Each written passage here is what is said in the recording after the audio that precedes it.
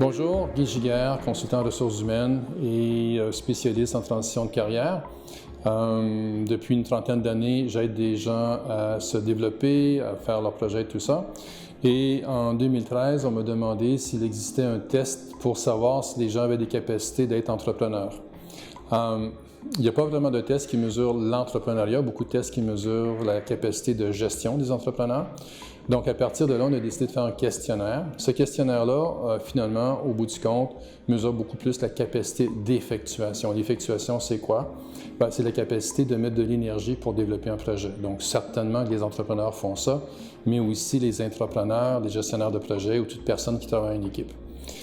À partir de ce questionnaire-là, on s'est posé la question sur c'est quoi vraiment l'effectuation. Ils se sont rendus compte que l'effectuation, c'est la convergence de trois dynamiques, les compétences, la créativité et l'engagement. Donc, au centre de ça, il y a l'effectuation et on s'est donné comme modèle pour l'effectuation, pour se donner une carte de compréhension, le modèle de Blake et Mouton sur lequel il y a 5 modes de fonctionnement. Donc, les modes vision, action, création, organisation et relation. Et dépendamment de la dynamique de ces modes-là, ça nous donne un peu la carte de la personne dans sa capacité de mettre à terme ou d'avancer un projet. Et on a ajouté à ça des mesures d'énergie, à savoir la capacité d'effectuation de l'individu, c'est-à-dire mettre en action le projet, la capacité d'intensité de l'individu, c'est-à-dire de pouvoir mettre plus d'énergie lorsqu'il y a un problème à résoudre, et quel était le niveau de prudence de l'individu. Bon, typiquement, quelqu'un qui est en mode effectuation va être un peu moins prudent parce qu'il va oser faire des choses. Donc, on veut voir si la personne, en étant trop prudente, va se bloquer elle-même.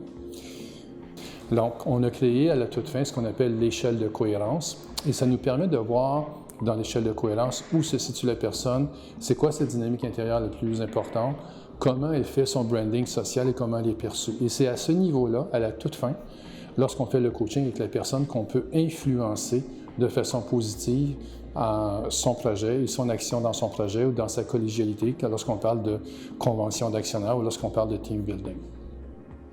Une fois qu'on a cette carte-là et qu'on a mis sur la table la carte avec la personne, c'est elle qui va nous dire c'est quoi son cheminement, comment elle fonctionne, c'est quoi les choses à régler au niveau de l'échelle de cohérence.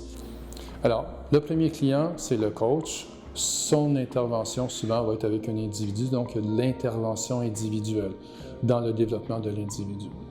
Ceci étant dit, ça nous permet au niveau d'associés, convention d'actionnaires, ou de boîte où il y a une direction, comité de direction, conseil d'administration, on s'est rendu compte qu'on pouvait aussi faire du team building.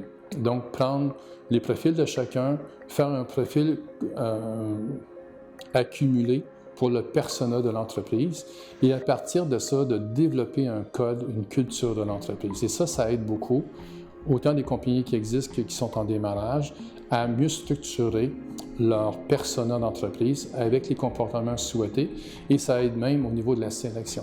Donc, on parle d'intervention individuelle, on parle d'intervention en team building, on parle d'intervention aussi au niveau de la sélection, on parle aussi d'intervention clinique à la limite pour des gens qui ont des scores atypiques et là, à ce moment-là, on peut faire des interventions en proposant 2 profils et une démarche de coaching pour avoir un profil adapté.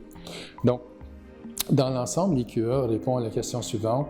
Est-ce que la personne qui a un projet, est-ce que la personne qui est responsable d'une équipe, est-ce que la personne qui est responsable d'un département sait comment mettre en œuvre les choses de façon positive et concrète pour arriver à des succès? Toute la démarche du IQA se veut positive, se veut constructive. Il n'y a jamais vraiment de mauvaise réponse, sauf un chemin à suivre puis des moyens d'aider la personne à atteindre ses objectifs.